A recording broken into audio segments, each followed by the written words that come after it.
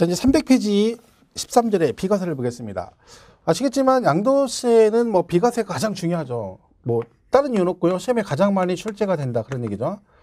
그래서 우리가 비과세는 세 가지가 있습니다. 첫 번째가 파산선고 처분소득이에요. 파산선고 처분소득, 그죠? 이런 게 있고요. 제목만 알면 돼요, 얘는. 그 다음에 두 번째가 농지의 교환과 분합이다. 농지 교환과 분합 이렇게 돼 있어요. 그 세 번째가 잘 아시는 1세대 1주택 그리고 토지, 그죠? 그리고 2년 이상 부여 이렇게 돼 있습니다.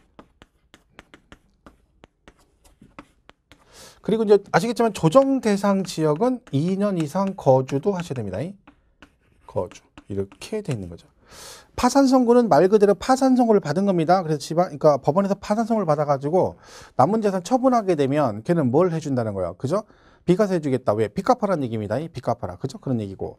그 다음에 이거는 그러니까 나올 일 없겠죠? 근데 여기부터 시험에 나옵니다. 농지 교환부터. 자, 농지 교환 분합이에요. 자, 얘는 있어요. 이제 첫 번째 사유가 있어요. 무조건 되는 건 아니고 농지 교환 분합 사유, 이런 사유로 교환 분합을 해야 된다. 적당한 사유가 있어야 된다는 거. 무조건 하면 안 된다는 거죠. 근데 대부분은 이제 객관적인 경우에 뭐 그러니까 예를 들면 국가 등이 시행하는 사업으로 교환 분합하거나 국가 등이 소유하는 농지나 이런 거 서로 교환 분합하거나 농지법이나 기타 법률에 따라 교환 분합 이런 것들이에요. 대부분 사유가. 그러면 개인끼리는 교환 분합을 못 하느냐? 할 수 있습니다. 그게 언제냐? 경작상 필요해요. 경작상. 무슨 얘기야? 농사짓기 편하려고. 왜냐면 우리가 논을 이렇게 있는데 이럴 수 있잖아요. 농지가 이렇게 해서 경작상 불필요할 수 있어요. 왜요? 얘가 이렇게 있어요. 논이 이렇게 했는데 여기 갑, 여기 을, 여기 갑 이렇게 돼 있는 거야. 조금씩 일부씩 껴있는 거죠. 그럼 농사짓기 되게 불편하잖아. 서로 바꿀 수 있죠. 경작상 필요로. 이것도 비과세를 해주겠다는 뜻입니다. 자, 그럼 사유는 잘 많이 물어보진 않고요. 제일 기본은 이겁니다. 금액 조건. 그럼 얘가 어떤 금액 요건을 갖춰야 되느냐. 이 금액 조건을 갖췄을 때만 비과세가 된다. 이건 뭐 시험에도 자주 나오는 내용 중에 하나입니다. 자, 이게 뭐냐. 이렇게 토지를 농지를 교환해요. 교환. 근데 교환할 때 이 차액이 있을 거 아니에요. 차액. 그죠? 차액. 이 차액이 어떤 일정한 조건을 갖춰야 된다는 얘기죠. 그게 뭐냐. 얘가 만약에 1억이고, 그죠? 얘가 7,600만 원이다. 이렇게 돼 있으면 어떻게 한다는 거예요? 이랬을 때 이 차액이 얼마요? 2,400만 원이잖아요. 2,400만 원. 이 차액이 어떤 조건을 갖춰야 된다? 이 두 개 중에 큰 토지 가격. 큰 토지가 얼마요? 1억이잖아요. 그죠? 그럼 이 큰 토지 가격의 4분의 1 이하야 된다. 그죠? 뭐가요? 얘가요. 그럼 얘는 비과세가 된다는 얘기야? 안 된다는 얘기야? 된다는 얘기죠. 왜? 얘가 2,400인데 큰 토지 가격이 1억이니까 이거의 4분의 1이니까 2,500만 원 이하면 비과세가 된다는 얘기니까 얘는 비과세를 받을 수 있다. 자, 근데 여기서 착각하는 경우가 있어요. 만약에 얘가 7,400이면 얘가 2,600이잖아요. 2,600. 그죠? 그럼 얘는 비과세 받을 수 있다? 없다? 없다. 없어요. 근데 이런단 말이죠. 2,600이면 4분의 1을 넘었으니까 이런 경우는 어떻게 한다? 야, 4분의 1 넘으면 4분의 1인 2,500까지는 해주고 초과되는 100만 원만 세금을 내는 거야. 이런 얘기는 제가 한 적이 없는데 꼭 이렇게 해석하시는 분이 꼭 있어요. 이 말은 그런 뜻이 아니라 4분의 1 이하면 비과세 해주고 초과되면 비과세가 안 되는 거예요. 뭘 빼고 더하고 없어요. 그런 것도 괜히 훅 가서 틀리지 말고요. 잘 기억하시고. 그래서 그 차액이 쌍방 토지 가액 중 큰 토지 가격의 4분의 1 이하야 된다. 그죠? 이렇게 된 거죠. 자, 그 다음에 또 하나가 뭐냐면 사후관리가 있어요. 사후관리. 얘는 뭐냐면, 그러니까 비과세를 해줬는데 얘가 비과세 먹고 딱 떨어질 수가 있거든요. 그래서 추가적으로 얘가 일정한 기간 동안 뭘 해야 돼? 경작 같은 걸 해야 되거든요. 그게 뭐냐면 이거예요. 경작상 필요. 아까 농사짓기 편하려고 비과세 해줬죠?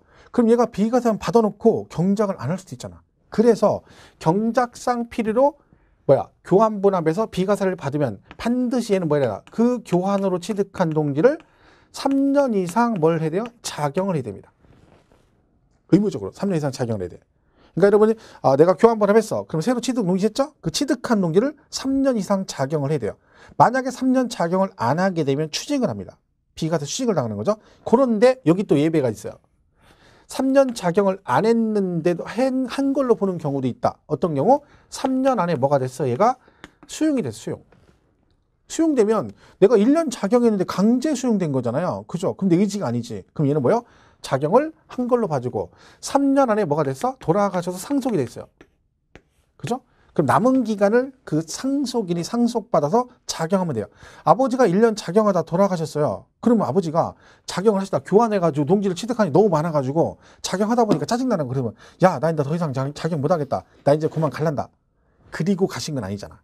그죠? 그러니까 얘는 상속인이 상속받아서 남은 기간 작용하면 통산해서 3년을 작용한 걸로 봐주겠다.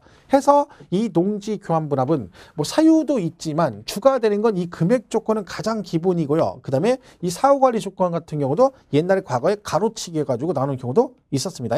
그 내용을 잘 숙지를 해 주시기 바랍니다.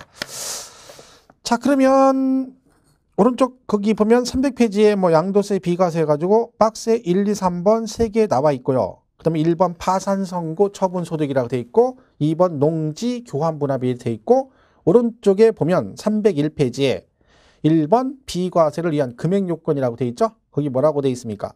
농지를 교환 또는 분합하는 경우로서 교환 또는 분합하는 쌍방토지 가액의 차액이 가액이 큰 편의 얼마? 4분의 1 이하인 경우를 말한다. 그죠? 이렇게 돼 있고요. 자, 교환분합은 사유 나오죠? 국가 등이 시행하는 사업으로 교환분합하거나 국가 등이 소유하는 토지와 교환분합하거나 아니면 3번에 농지법 등 기타 법률에 따라 교환분합. 이거는 뭐 법이고 객관적인 거죠. 4번에 뭐라고 돼 있어요? 경작상 필요에 의해서 교환하는 농지. 그런데 얘는 다만 교환에 의해서 새로이 취득하는 농지를 3년 이상 농지 소재지에 거주하면서 경작하는 경우에 한한다. 그러니까 이 경작상 필요는 무조건 되는 건 아니고 비과세를 해주긴 하지만 조건이 있다는 거지. 뭘 하라고요? 그죠? 3년 이상 작용을 해야 된다. 그런데 그 양가로 3번 밑에 3년 경작 기간의 특례가 나온 거죠. 1번 뭐라고요? 농지 취득 후 몇 년 안에? 3년 안에 뭐가 됐어? 수용이 됐어. 그럼 수용되면 3년 작용한 걸로 봐주고 넘어가서 동그라미 2번. 새로운 농지 취득 후 3년 이내에 농지 소유자가 어떻게 해서 돌아가셨대요. 그러면 어떻게 한다고요? 상속인이 상속을 받아서 계속해서 경작을 하면 피상속인의 경작 기간을 통산해 주겠다. 아버지가 1년 하고 돌아가셨으면 아들이 상속받아 남은 기간 2년을 작용하면 토탈해서 엄마 3년 작용한 걸로 봐주겠다. 그런 얘기입니다. 자, 그래서 그 내용 정도 보시면 되겠습니다. 자, 그래서 농지교환분합은 요 선에서 좀 정리를 해주시고요. 자, 그 다음에 이제 303페이지 이제 중요한 1세대 1주택 이게 나오죠. 자, 읽어보겠습니다. 자, 얘는 일단 1세대여야 되고 1주택이어야 되고 그죠? 그리고 토지까지 같이 비과세 받을 수 있고 그리고 보유를 2년 이상 하셔야 되고 그죠? 그리고 조정 대상 지역은 2년 이상 거주도 하셔야 되고 이렇게 돼 있습니다. 자, 그럼 일단 여러분 비과세란 말을 잘 들어보세요. 얘가 비과세가 되려면 1세대 1주택이면 비과세인가요? 1세대 1주택이 비과세인가요? 아닙니다. 비과세는 1세대 1주택이 비과세가 아니라 1세대 1주택 앤드 2년 이상 보유 조정은 2년 거주. 이걸 해야지 비과세라고 그래요. 그럼 우리가 비과세란 말은 요 세 개가 동시 충족이 되었을 때만 뭐라고 표현한다? 그쵸? 비과세라고 합니다. 자, 이 개념을 잘 보셔야 돼요. 당연한 얘기인데 이걸 오해하시면 문제를 틀릴 수가 있어요. 그러니까 우리는 착각하는 게 1세대 1주택이면 비과세가 되는 줄 알아요. 아니에요. 1세대 1주택이 어떻게 비과세가 돼요? 보유를 채워야지. 여기 기본 개념이에요. 자, 그러면 먼저 내가 비과세 받으려면 뭘 먼저 충족해야 된다. 그죠? 이 세대 요건 각각의 요건 충족을 해야 되고 그리고 얘는요. 1세대 1주택 2년 보유 원칙에 예외가 있습니다. 그죠? 그 예외 규정도 잘 기억을 해 주셔야 됩니다. 자, 그래서 303페이지 보면 맨 밑에 그 표 있죠? 박스. 표 안에 원칙적 1세대 1주택 비과세 요건이라고 돼 있죠? 거기 뭐라고 돼 있어요? 1번 거주자일 것. 그러니까 비거주자는 세대 구성이 안 되기 때문에 비과세를 못 받습니다. 그리고 배우자 및 생계를 같이 하는 가족과 함께 거주하는 1세대여야 되고 그리고 우리나라에 현재 우리나라의 집을 하나 가지고 있어야 돼요. 외국에 몇 채 있든 상관없이. 그죠? 근데 고가주택은 안 돼요. 고가주택은 원칙적으로 비과세가 안 되고, 그 다음에 2년 이상 보유인데 조정 대상 지역은 거주도 2년을 해야 되고, 그리고 등기치고 미등기는 안 되니까, 그죠? 자, 그 기본 개념이네요. 자, 그러면 이제 여기서부터 보겠습니다. 자, 먼저 세대 구성을 하셔야 되네. 자, 세대 구성 하시려면 일단 아까 누구만 된다고요? 거주자. 비거주자는 세대 구성이 안 되기 때문에 비과세를 못 받아요. 자, 그러면 내가 만약에 거주자다. 그러면 여러분 거주자 기준이 뭐라겠죠? 우리 세법의 거주자 기준은 우리나라에 주소가 있거나 1과세 기간 중 183일 이상 거소를 둔 자라 했죠. 그러면 여러분이나 저는 우리나라에 주소가 생긴 지 최소한, 그죠? 한참 됐잖아요, 일단, 그죠? 그러니까 우리는 거주자 맞죠? 그러면 나는 거주자니까 1세대 구성해서 집이 하나 있고 2년 부연 비과세 받을 수 있네? 그럼 얼마나 좋겠어요. 안타깝게도 불행하게도 그렇지 않습니다. 안타깝게도 우리는 뭐가 있어야 돼? 거주자로서 배우자가 있어야 된다.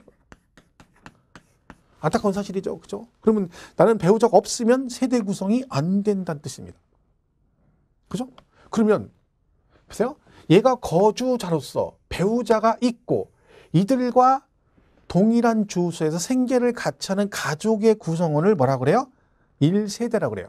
그러니까 저를 중심으로 제 부모님, 제 자식, 제 형제, 자매, 와이프 기존 장인, 장모, 처남, 처제 다 같이 살면 뭘로 본다? 1세대로 본다는 얘기죠. 그리고 주소가 같아야 돼요. 자, 그러면 주소가 다르면 어떻게 되냐? 주소가 다르면 부모, 자식 간도 세대 분리하게 된 별도 세대가 될 수 있습니다. 자, 그러면 만약에 남편하고 부인이 있는데 와이프 앞으로 집이 하나 있고 남편 앞으로 집이 하나 있어요. 그럼 같이 살면 1세대니까 몇 주택자가 돼요?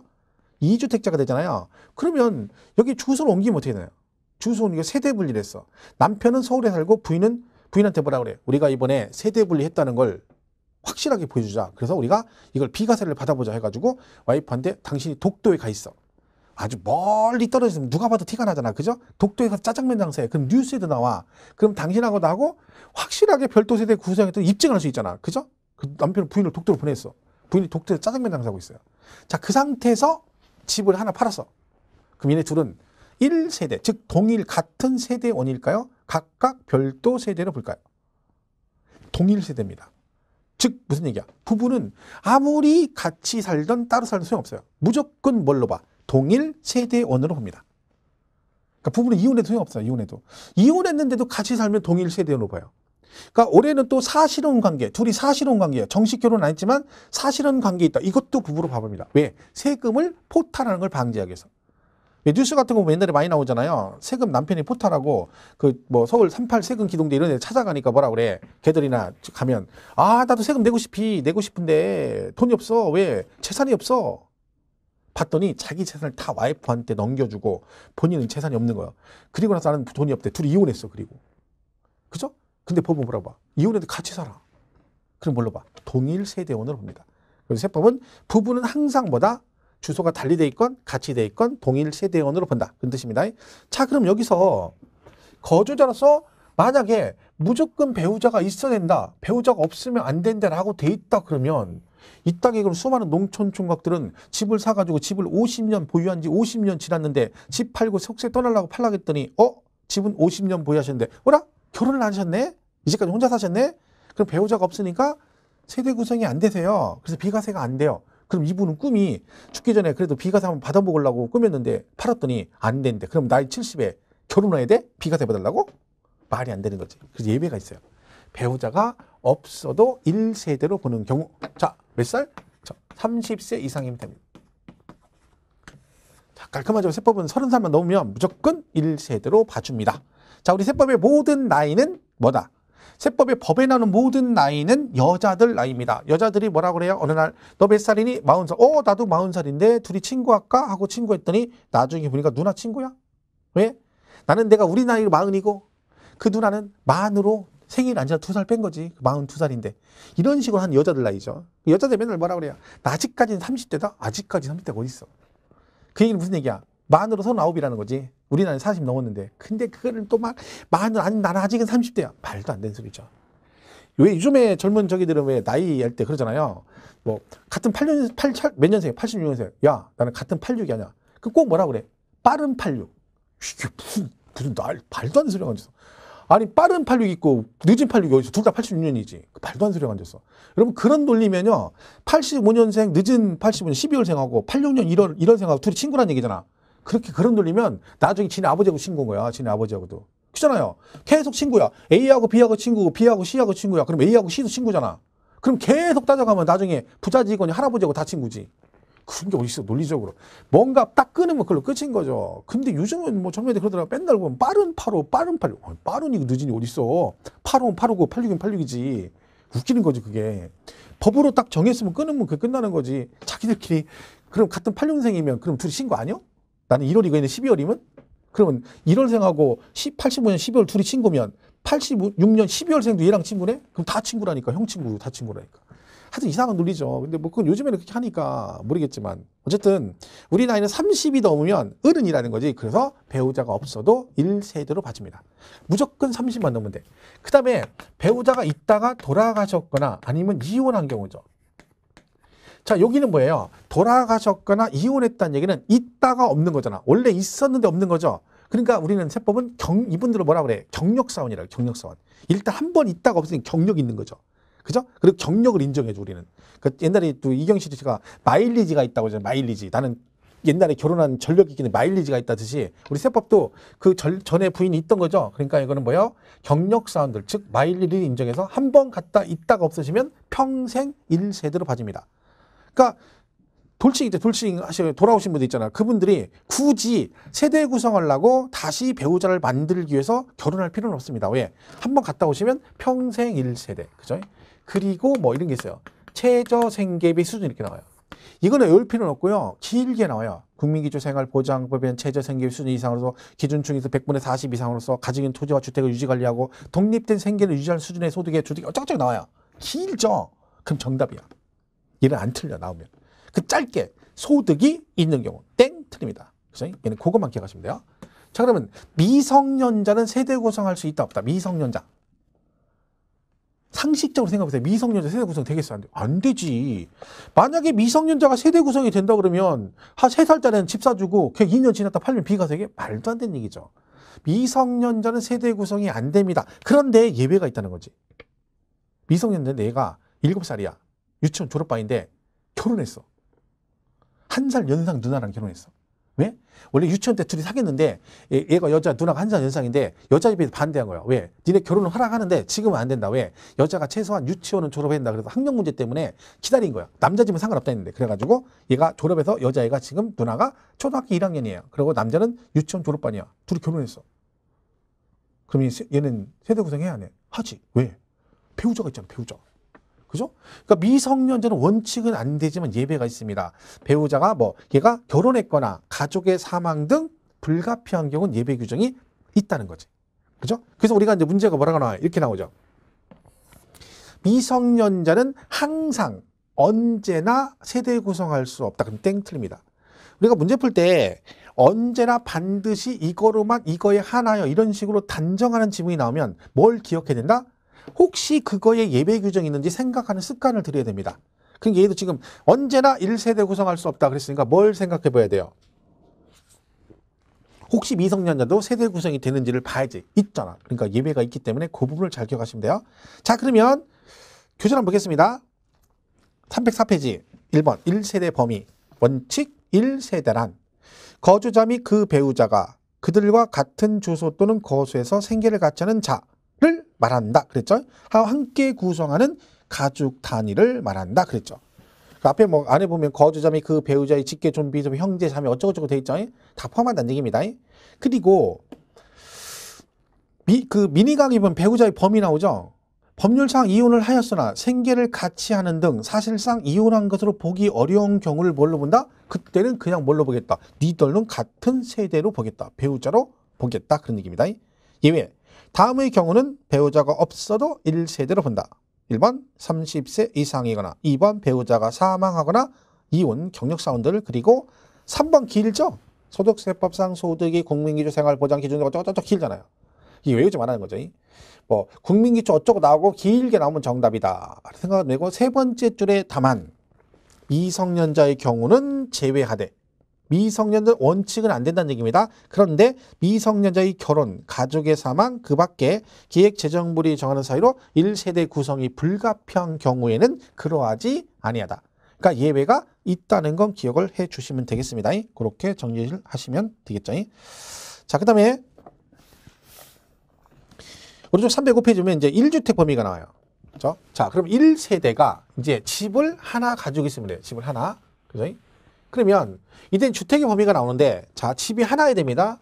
세법상 그럼 주택의 개념이 나옵니다. 어떤 경우 주택이라는 정의가 나와요. 그래서 거기 309페이지 1번의 주택의 정의, 동그라미 1번에 뭐라고 돼 있어요? 주택이란 허가 여부나 공부상의 용도 구분에 관계없이 사실상 주거용으로 사용하는 건물을 말한다. 그러니까 이는요, 주택 여부를 판단할 때는 실질적으로 주거용으로 쓰면 걔가 주택이라는 얘기죠. 상시 주거 목적 쓰는 거, 평상시 거주 목적 쓰면 용도 그런 거 상관없이 무조건 뭘로 보겠다? 주택으로 보겠다. 그런 뜻입니다. 자, 그 다음에 얘가요, 주택은 이 뭐까지? 토지까지 같이 비과세가 됩니다. 토지까지. 근데 이 토지가 무제한으로 비과세 해주진 않습니다. 이렇게 돼 있어요. 이렇게 얘가 주택이 있는데, 그죠? 이 건물이잖아요. 여기 주택인데 이 건물이죠? 그럼 이 토지도 같이 비과세가 되거든요. 근데 이 토지를 무제한으로 해주지 않는 거야. 만약에요, 주택 부속 토지는 무조건 내가 비과세 해줄게. 법에 이렇게 돼 있다 쳐봐. 그러면 대지 10,000평 사가지고, 거기다가 20평짜리 집 하나 줘놓고, 그리고 2년 있다 팔어. 그럼 얘는 비과세야. 말도 안 되는 거지. 그럼 다 그렇게 하죠. 그래서 제한이 있어요. 어떻게? 이 부속 토지는 도시지역 안은 주택 정착 면적의 5배, 도시지역 밖은 주택 정착 면적의 10배까지만 부속 토지로 봅니다. 예를 들면 이 정착 면적이 만약 20이다. 그러면 얘가 도시지역 안에 있으면 이거의 5배인 100평까지만 부속 토지로 비과세가 되고, 도시지역 밖에 있으면 10배까지 된다는 얘기죠. 그러니까 당연히 여러분이 기억할 것은 부속 토지가 나오면 기본은 뭐예요? 도시지역 안은 5배, 밖은 10배까지 부속 토지로 비과세가 된다. 요게 중요한데 여기서 끝? 그러면 안 됩니다. 틀릴 수가 있어요. 뭣도 같이 기억해야 돼? 요죠. 자, 얘가요, 이렇게 대지가 있는데 여기에 이제 집이 하나 있어요. 20평짜리. 얘는 허가를 받은 거예요. 근데 이쪽에 문간방에 삼돌이 방이 하나 있는데 얘가 10평짜리인데 얘가 무허가예요. 무허가. 그럼요, 허가받은 집 20평 있고 무허가 10평 있어요. 그러면 이때 주택 정착 면적 계산할 때 그 주택 정착 면적의 5배, 10배라고 했잖아요. 그때 그럼 얘는 몇 평으로 보냐 그 얘기죠. 이런 경우는 허가받은 것도 있고 무허가 있을 때 이거를 그냥 20평으로 볼 것이냐 아니면 30평으로 볼 것이냐 그걸 물어보는 거죠. 이때 몇 평으로 본다? 그렇죠. 이 두 개 앞에서 30으로 봅니다. 그럼 이거의 5배, 이거의 10배로 갑니다. 결국 여러분은 뭘 같이 기억을 하셔야 되는 거야? 주택 정착 면적 계산 시 무허가 정착 면적이 있으면 이 무허가 정착 면적도 뭐한다? 포함한다. 여기까지 가야 돼. 그냥 5배, 10배 외웠다가 가로 안에 주택 정착 면적 계산 시 해놓고 무허가 정착 면적은 제외한다 그러면 땡 틀린 거거든요. 그걸 조심을 해야 됩니다. 자, 그래서 거기 동그라미 2번에 305페이지 메뉴에 또한 주택에 딸린 토지 면적은 주택 정착 면적이 10배라고 돼 있죠? 근데 가로 안에 뭐라고 돼 있어요? 도시 지역 안은 5배까지를 주택에 딸린 것 한다. 그런데 그 미니 강의 보면 뭐라고 돼 있어요? 주택에 딸린 토지 면적은 주택 일부의 무허가 정착 면적도 포함하여 계산한다. 됐죠? 거기까지 보셔야 됩니다. 5배, 10배만 외우면 안 된다. 자, 주택의 판단이 나옵니다. 첫 번째, 겸용주택이 나오네요. 자, 겸용주택이라는 것은 우리 그 재산세 배울 때 했었거든요.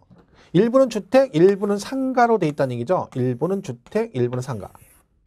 일부는 주택, 일부는 상가. 이런 식으로 돼 있는 거죠. 그럼 얘는 어떻게 판단하냐면 주거 부분이 주거 이외보다 크면 얘는 전체를 다 뭘로 봐? 주택으로 봅니다. 작거나 같으면 그때는 뭐예요? 주거 부분만. 그죠? 주거 부분만 주택, 각각으로 본다는 얘기, 각각으로. 그죠? 자, 무슨 얘기냐면, 자, 이게 상가주택인데, 얘가만 60이고요, 얘가 40으로 돼 있어요. 그럼 주택 부분이 크죠? 그럼 얘는 어떻게 한다는 거야? 이 전체를 다 주택으로 본다는 얘기예요. 그죠? 자, 크면, 근데, 만약 얘가 40이고, 상가가 60이다. 그럼 어떻게 돼요? 이때는 각각이에요, 각각. 따로따로. 그러니까 40만 주택으로 보고, 60은 상가로 보겠다. 그런 뜻입니다. 5대 5면 어떻게 돼? 5대 5. 주택하고 상가 똑같이 5대5야. 그러면 얘는 5대5일 때는 그러면 얘는 어떻게 볼까요? 5대5면 각각입니다. 왜? 클 때만. 주거 부분이 클 때만 전체 주택이고 작거나 같으면 각각으로 본다. 그런 얘기죠. 그래서 그 금융주택 기준을 잘 보셔야 돼요. 그래서 거기 2번에 주택의 판단 1번 겸용주택 그래가지고 그 밑에 박스 있죠? 1번 주택 면적이 주택 2의 면적보다 크면 전부 주택, 작거나 같으면 주택 부분만 주택으로 본다. 그죠? 그래서 겸용주택 기준은 세부적인 내용까지 몰라도 그 내용은 알고 있어야 됩니다. 주거 부분이 클 때만 전부 주택이고 작거나 같으면 주택 부분만 주택으로 본다. 즉 따로따로 본다. 그 내용을 기억을 해 주셔야 되고요. 그다음에 동그라미 2번에 다가구 주택이 나오죠. 여러분 다가구는 원투룸인데 그죠? 원투룸 방이 여러 개고 소유권은 한 명한테 돼 있잖아요. 그래서 거기 보시면 뭐라고 돼 있냐면 다가구 주택은 한 가구가 독립하여 거주할 수 있도록 구획된 부분을 각각 하나의 주택으로 본다. 그러니까 양도세에서 다가구 주택을 판단할 때 원칙은 뭐라? 원칙은 뭘로 돼 있다는 거예요. 이렇게 해서 이렇게 돼 있으면 이 각각을 주택으로 본대요. 양도세에서. 근데 여러분 이게 만약에 이렇게 돼 있다 쳐봐요. 근데 이게 갑 거야. 그죠? 갑이 다가구를 하나 가지고 있어. 그럼 얘가 이거 하나를 다 주택으로 본대. 그러면 얘가 지금 방이 12개면 나는 1세대 12주택이라는 얘기잖아. 그럼 세금으로 죽으라는 얘기잖아요. 그러니까 얘는 무슨 얘기야? 다가구인데 이걸 각각으로 본다는 얘기는 결국 무슨 얘기예요? 얘가 소유권이 각각 구분등이 돼 있다는 거지. 다세대처럼. 그런 경우는 각각이겠지. 그런데 그 다음이 중요해요. 다만 해당 다가구 주택을 구획된 부분별로 양도하지 않고, 그러니까 구획된 부분별로 양도하지 않는다는 얘기는 이걸 따로따로 양도하지 않는다는 얘기죠. 여러분 따로따로 양도를 못한다는 얘기는 얘가 구분 등기가 돼 있으면 따로따로 팔 수 있죠. 근데 그게 아니란 얘기는 뭐라는 겨? 구분 등기 안 돼 있고 소유권이 한 명으로 돼 있다는 얘기지. 그 상태에서 얘가 뭔다는 거예요. 이거를 하나의 매매 단위로 양도하면, 그 전체를 그냥 이렇게 팔아버리면 갑권이 값도 을한테 팔잖아요. 그러면 얘는 뭘로 본다? 전체를 하나의 주택으로 본다. 즉 단독주택으로 본다는 얘기지. 그래서 우리가 다가구가 방이 여러 개인데도 그걸 그대로 팔면 걔도 1세대 1주택 2년 무효 비과세가 되는 겁니다. 자, 그래서 결론은 뭐다? 다가구는 각각으로 보는데, 근데 그게 중요해요. 다만 이 다가구 주택을 본다고요? 가구별로 양도하지 않고 하나의 매매 단위로 양도를 하게 되면 이 전체를 뭘로 본다? 하나의 주택으로 본다. 즉 단독주택으로 본다. 그런 얘기죠. 그래서 그 다만 얘기를 잘 기억을 해 주시고요. 시험에 뭐라고 나왔냐면 이걸 하나의 매매 단위로 양도하는 경우에도 각각을 주택으로 본다. 이렇게 됩니다. 시험에. 그래서 그거 구분하시면 되고요. 자, 3번은 공동소유주택이라고 되어 있어요. 이건 또 뭐예요? 공동소유. 말 그대로죠. 집 이렇게 있는데 이 집 하나를 갑을병이 공유하기 때문에 공유. 자, 그럼 얘는 어떻게 한다? 세법은 각각 1주택. 그러니까 세법 무조건 공동소유면 다 각각 1주택을 소유한 걸로 봅니다. 10명의 집을 하나를 공동명의하고 있다. 10명 다 각각 1주택. 이거 좀 조심을 해야 되죠. 그러니까 지분이 상관없어요. 내가 명의가 올라가는 순간 얘는 1주택을 가지고 있는 걸로 봐요. 그럼 얘네들이 만약에 각자 자기들이 사는 집이 있고 여기에 얘들이 이거 하나를 공동명의를 하고 있다. 그럼 이 셋 다 몇 주택자가 되는 거야? 1세대 2주택자가 된다. 그런 얘기죠. 그래서 그걸 조금 조심을 해야 됩니다. 그래서 3번에 공동소유주택. 1주택을 여러 사람이 공동소유하는 경우는 주택수를 계산할 때 공동소유자 각자가 그 주택을 소유한 걸로 본다. 다만 동일 세대원이 공유하고 있는 경우는 1주택으로 본다. 이건 뭔 얘기예요? 남편하고 부인이 공동명의야. 근데 걔네는 각각 1주택. 그러면 안 되죠. 같은 세대원이 공동명의 할 때는 몇 주택으로 봐? 그냥 1주택으로 본다는 얘기죠. 자, 그 얘기입니다. 자, 그 다음 넘어가서 306페이지. 거기 있죠? 거기 보충학생에 보시면 1주택 판단이라고 되어 있죠. 1주택 판단. 그럼 보겠습니다. 자, 주택 정착 면적. 이건 뭐 1번은 볼 거 없네요. 이건 시험에 언급되는 게 아니고. 그 다음에 거기서 뭘 보냐면 4번부터 보겠습니다. 4번. 1에서만 안 보시세요. 그건 뭐 시험에 언급이 잘 안 되니까. 4번. 주택에 딸린 토지로서 건물이 정착되지 아니한 부분만을 분할 양도하는 경우 1세대 1주택으로 보지 않는다. 이게 무슨 얘기냐면 이런 얘기예요. 이렇게 된 거죠. 집이 이렇게 있는데 이걸 분할했어. 분할. 이렇게 분할한 거죠. 그러면 얘가 분할하기 전에는 얘가 주택 건물이고 얘가 부속 토지니까 전체가 1주택이었잖아요. 그런데 이걸 이렇게 분할해버리면 이쪽은 건물이 정착이 안 돼 있고 이쪽만 정착이 돼 있잖아요. 그러면 건물 정착된 이 부분은 주택 부속 토지가 되지만 여기는 이제 분할했으니까 여기는 뭐가 없어요. 건물이 없잖아. 그럼 얘는 뭐야? 주택이 아니라는 거지. 그냥 나대지로 본다는 거죠. 그래서 거기 그 얘기예요. 보세요. 4번에 주택에 딸린 토지로서 건물이 정착되지 아니한 부분만을 분할 양도하는 경우 1세대 1주택으로 보지 않는다. 그죠? 이 얘기입니다. 요거는 당연히 주택이 아니다. 그런 얘기입니다. 자, 그리고 그 다음에 4번은 1주택으로 2년 보유 후 멸실하고 여러분이 현재 1주택 2년 보유했어. 그럼 비과세죠. 그런데 얘를 뭐 했대요? 멸실했대. 건물을 없애버린 거죠. 멸실. 그리고 현재 뭐예요? 나대지예요. 그 상태로 팔면 얘는 1주택이 아니다. 아니다. 여러분 지금 집을 하나 가지고 있어. 근데요, 아직 팔기 전인데, 팔기 전에 집을 했어? 성질 나가지고 발로 뻥 찼더니 무너져서 그래가지고 멸실해버렸어. 그럼 현재 뭐가 없어? 건물이 없죠. 나대지죠. 요걸 그대로 팔면 얘는 1주택으로 본다, 안 본다? 안 본다. 왜? 세법은요, 과거는 묻지 않아요. 어제까지는 주택이었어. 근데 양도일 현재 건물이 없어. 그러니까 나대진 거예요. 우리 깔끔한 과목이에요. 과거를 묻지 않아요. 그냥, 그죠? 그냥 네가 그렇다 그러면 그런 거예요. 그죠? 양도세는 양도일 현재가 중요하다. 그러니까 내가 집이 있었는데 멸실해서 나대지 상태로 팔게 되면 지금은 건물이 없기 때문에 그냥 나대진 거지. 내가 엊그제까지 건물이 있어서 그런 건 신경 쓸 거 말이 안 된다는 거죠. 무조건 양도일 현재 나대지니까 얘는 1주택이 아니다. 그죠? 그 얘기입니다. 5번 그렇게 보시면 되고. 그 정도 보시면 되고, 그 다음에 7번 하나 더 보겠습니다. 7번. 사용인의 생활을 해서 공장에 딸린 건물을 합숙소로 사용하고 있는 경우 해당 합숙소는 주택으로 보지 않는다. 그러니까 우리가 주택 여부를 판단할 때는 이렇게 판단해요. 주택은 주거용 건물인데 상시 주거용. 그죠? 상시 주거용으로 쓰는 게 주택이에요. 상시가 봐요. 평상시 거주 목적으로 써야지 주택으로 본다는 얘기죠. 그럼 얘가 평상시 거주 목적이 아닌 용도로 쓰면 얘는 주택이 아니란 뜻이에요. 그래서 우리가 합숙소나 콘도 같은 경우는 거주는 가능하지만 동일 세대원이 평상시 거주하는 건 아니잖아요. 그러니까 얘는 주택이 아니라는 거지. 그 판단 기준이 그렇고요. 또 하나는 뭐가 있냐면 공부상의 용도와 실제 용도가 다르면 사실상 용도로 갑니다. 무슨 얘기예요? 이런 식으로 문제가 나와요. 건축물 대장인 주택이야. 그죠? 근데 얘를 점포로 사용해. 점포. 실제는 뭘 썼어? 점포로 사용하다가 양도하면 얘는 1세대 1주택으로 본다. 땡. 틀립니다. 왜? 공부상 용도는 주택이지만 실제 용도가 점포를 쓰고 있어요. 그럼 뭐가 우선이다? 사실상 용도를 우선으로 하기 때문에 얘는 주택이 아니다.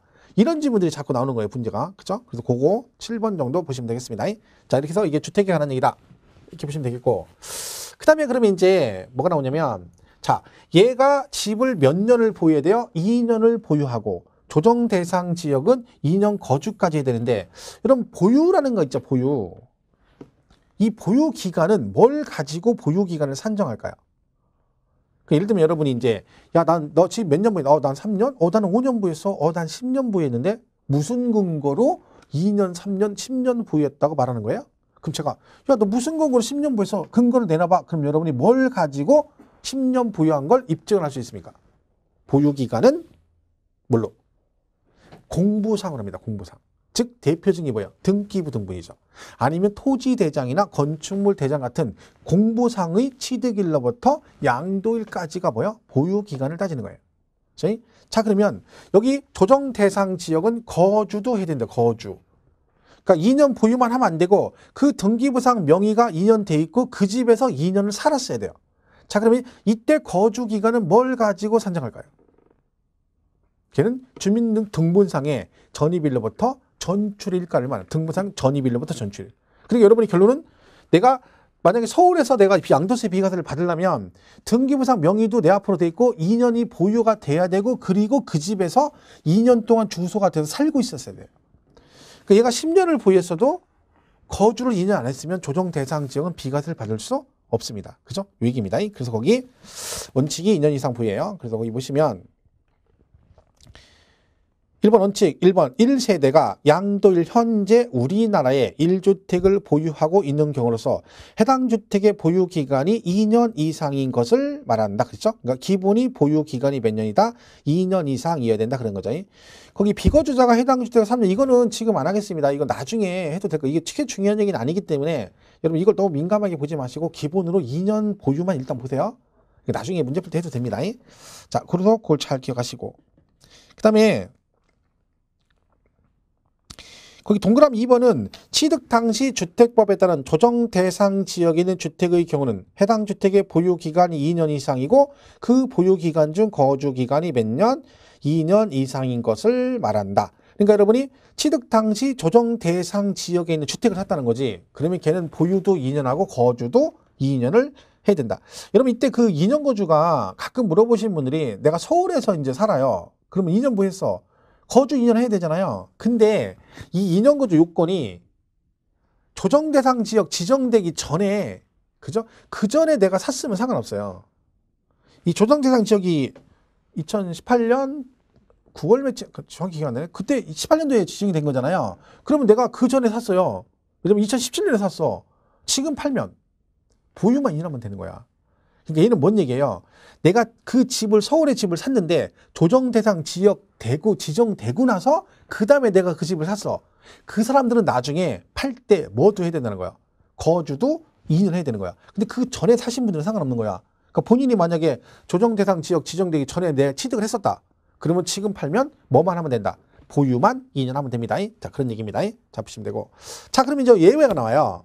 아까 우리가 세대도 예배가 나왔죠. 얘도 마찬가지로 보유기간도 예배가 나오는데 내가 2년 보유하지 않았는데도 2년을 보유한 걸로 봐주겠다라는 규정이 있습니다. 자, 예배가 나오는데 첫 번째가 뭐냐면 건설임대주택이라고 있어요. 건설임대주택. 얘는 뭐냐면 임대주택인데 뭐 영구임대 이런 게 아니라 왜 그런 거 있잖아요. 임대사업자가 아파트를 지어가지고 일정 기간 의무적으로 임대했다가 그 의무 임대 기간이 끝나면 분양 전환하는 임대주택을 말해요. 그러니까 복도식 아파트 옛날 그런 것들 얘기하는 거죠. 그럼 얘가 만약에 집을 딱 했는데 갑이 이 집에 세를 들어갔어요. 세를. 이날 임차일이라 들어간 날. 그리고 임대사업자가 이제 임대를 한 거죠. 그래서 얘가 여기서 5년을 살았어요. 5년을. 그러면 임대사업자는요, 보통 의무 임대 기간이 5년 정도 되거든요. 5년을 임대하면 분양을 할 수 있어요. 그 임대사업자가 분양을 했어요, 분양. 분양을 했는데 갑이 살아보니까 이 집이 괜찮아요. 그래서 얘도 분양을 받아서 본인 앞으로 등기를 치고 그리고 얘가 이거를 1년 후에 팔았어요. 이 얘기죠. 자, 그러면 이 갑은 이 주택의 보유 기간은 몇 년일까요? 보유 기간. 이 보유기간. 이 갑은 이 주택의 보유기간 몇 년이야? 1년이죠. 1년. 1년. 어쩌면 6년 그런 분도 있고 5년 그런 분인데 여기는 내 거 아니죠. 이거 누구 거예요? 이거는 임대사업자 거잖아요. 내가 세 들어간 거잖아. 보유는 내 거는 내 앞으로 등기가 되었을 때만 보유가 가능한 거죠. 여기부터 내 거잖아. 그러니까 보유는 1년 한 거죠. 여러분 사람이건 건물이건 남 앞으로 돼 있는 걸 등기하려니까 보유하려니까 문제가 생기는 거야. 그죠? 그러니까 남 앞으로 등기된 여자나 남자를 자기가 보유하려니까 부적절한 관계가 되는 거고 남 앞으로 등기된 건물을 내가 보유하려면 사기꾼이 되는 거야. 도둑님이 되는 거예요. 그러니까 조심해야 되는 거예요. 그러니까 왜 보유는 자기 것만 해. 자기 앞으로 등기된 것만. 그죠? 사람도 그렇잖아. 만약 여러분이 지나가다가 이쁜 여자가 지나가 이쁜 멋있는 남자가 지나가. 그럼 자꾸 그쪽 눈길 가잖아. 그건 여러분이 보유할 수 있는 게 아니요. 헷갈리면 품속에다가 등기부등본 떼어갖고 다녀. 그러다가 지나가다 멋있는 남자가 보여 자꾸 눈길이 가. 그럼 얼른 그걸 꺼내봐. 그리고 여자가 지나가 얼른 꺼내봐. 그럼 거기에 본인이 보유하고 쳐다볼 수 있는 사람이 정해져 있어. 제 등본을 딱 떼보면 제 이름 밑에 처 해가지고 김모식이라고 와이프 이름이 딱 써 있어요. 그럼 내가 평생 쳐다보고 보유할 사람은 그 와이프밖에 없는 거예요. 그 외적인 걸 쳐다보면 부적절한 관계가 되는 것이지. 그런 것 때문에 헷갈려서 자꾸 눈 가는 사람들은 그 떼어가지고 품에 품고 다녀요. 품고. 그래야지 나중에 헷갈리지 않습니다. 그죠? 그때 결혼할 때는 참 여러분들 그랬죠. 그 결혼해가지고 와이프랑 막 결혼했다고 좋다고 막 얼른 가가지고 혼인신고하고 막 등기부 정부 떼어가지고 막 보니까 내 밑으로 와이프 이름이 딱 써니까 너무 기분 좋아지고 아이고 참 그게 족쇄가 될지 몰랐죠. 그죠? 그때만 해도 좋았는데 참 하고 나니까 완전 간 거지. 그 여러분 결혼하면 그런 생각 안 들어요, 남자들을? 제가 이런 느낌 받을 때가 자취하는 느낌이에요, 자취. 결혼 전에도 자취를 했고 결혼했는데도 자취하는 느낌이야. 그러니까 결혼 전이랑 결혼 후랑 하는 일은 똑같아. 근데 차이점이 뭐야? 자취할 때는 나 혼자 할 때는 굉장히 자유가 있었는데 결혼하니까 자취는 똑같이 하는데 자유가 없어. 그죠? 뭔가 막 압력을 넣고 이걸 하면 안 되고 막 이런 거죠. 그럼 뭐 설거지도 하고 청소도 하고 그죠? 막 쓰레기도 버리고 하잖아요. 결혼 전에 했거든요. 근데 결혼 후에도 그건 여전히 하고 있고 그 다음에 자유는 없어. 아, 안타까운 현실이죠. 그죠? 결혼 혼자 살아야 되는데. 그러니까 여기 뭐야? 이건 내 거 아니잖아. 여기가 보여요. 그럼 얘는 보유가 1년밖에 안 돼서 비과세가 안 되는데 예외가 여기서부터 얘가 이 양도일까지 여기서 뭘 했으면 5년 이상 거주를 했으면 살았으면 그 얘기죠. 그럼 뭐요? 보유기간에 관계없이 비과세 주겠다 그런 얘기죠. 자, 그럼 결론은 건설 임대주택은 뭐만 하면 된다. 그죠? 그 집의 임차일로부터 양도일까지 5년 이상 여기서 뭐만 했으면 거주만 했으면 비과세 받을 수 있다. 첫 번째 이겁니다. 자, 두 번째는 수용이죠, 수용. 강제 수용된 거예요, 강제 수용. 그죠? 얘는 수용이 된 거죠. 수용됐으니까 얘는 뭐요? 내 의지와 관계없이 강제 수용됐으니까 얘는 보유 및 거주 관계없이 무조건 해주겠다는 얘기입니다. 그죠? 무조건 해주겠다. 왜? 지가 해가고 나중에 나한테 야, 강제 수용해가고 너 보유 2년 못했으니까 세금 내. 이건 말이 안 된다는 얘기지. 그죠? 그래서 얘는 무조건 해주는데 문제는 뭐예요? 얘가 도로가 이만큼 나요. 수용이 이만큼 돼, 수용이. 그죠? 그럼 짜투리 남았죠, 짜투리. 이거 쓸모가 없잖아요. 그러니까 어떻게 해? 만약 여러분이 야, 이거 봐봐. 이건 쓸 수가 없잖아. 그러니까 내가 이거 50%만 받을게. 50%만 받을게. 이것 좀 같이 가져가. 수용 좀 해가. 그럼 사업 시행자가 이거 수용해갈 수 있어, 없어? 없어요. 왜? 만약에 그래 알았어요. 싸게 해줄게. 이걸 해갔어. 수용해서 이만큼 추가로 필요 없는데 그럼 이쪽에 있는 이 갑이면 을이 뭐라 그래? 야, 누군 입이고 누군 주택이냐? 또 이러는 거야. 그죠? 그럼 얘가 뭐래? 나도 해줘야지 이만큼. 그 해줬어. 그럼 얘가 뭐라 그래? 야, 내가 이거 시세 20% 받을게. 이것도 해가. 그러면 다 하는 거예요, 다. 그러면 우리나라 공익사업을 못 하는 거예요. 그래서 뭐다? 얘가 일단 라인 딱 거지면 여기까지만 수용 딱 하고요. 추가적인 수용은 절대로 할 수가 없습니다. 대신 얘가 쓸모가 없기 때문에 이 땅을 이게 수용되거나 양도한 날로부터 이 짜투리를 5년 이내에 팔면 얘는 뭐는 받을 수 있어? 비과세는 받을 수 있습니다. 하지만 추가 수용은 안 된다. 그죠? 그러면 결론은 어쨌든 수용은 뭐랑 관계없다. 보유, 거주 관계없이 무조건 비과세 주겠다. 그럼 수용은 그러면 보유기간도 안 따지고 거주기간도 안 따지는 거죠. 또 하나는 외국으로 이민을 가요. 이민. 그죠? 자, 외국 이민 가는데 집 산 지 6개월 만에 이민을 가게 됐어. 근데 집 사고 나가는데 팔아야 되는데 너 집을 하나 봤는데 집 6개월밖에 안 됐으니까 이민 가더라도 세금은 내고 가. 이건 아니라는 거죠. 그래서 무조건 해줍니다.